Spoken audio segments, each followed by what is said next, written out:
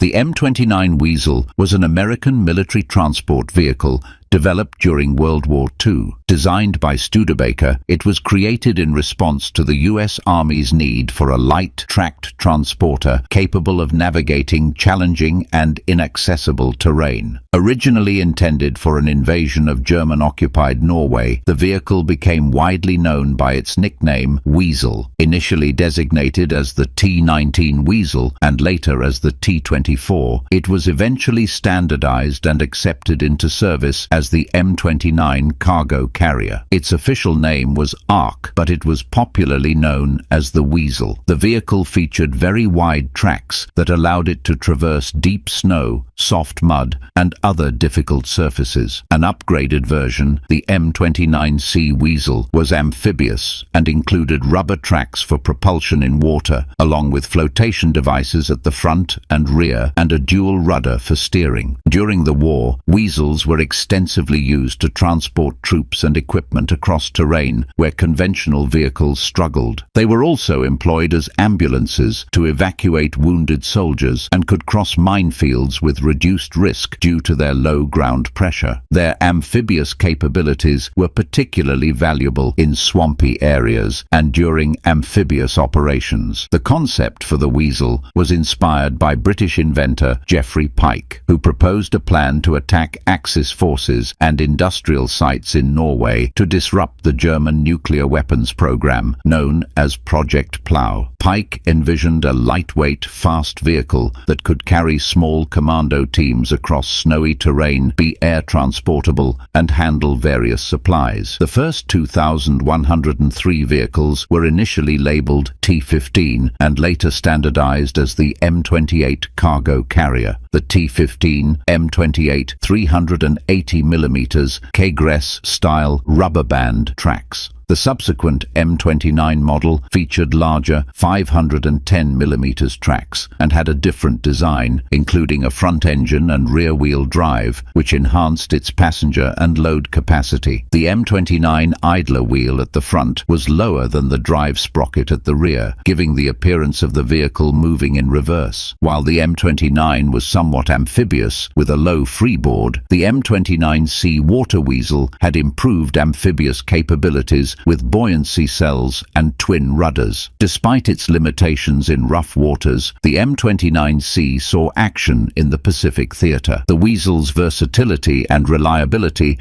made it an essential asset in various wartime operations until its withdrawal from active service.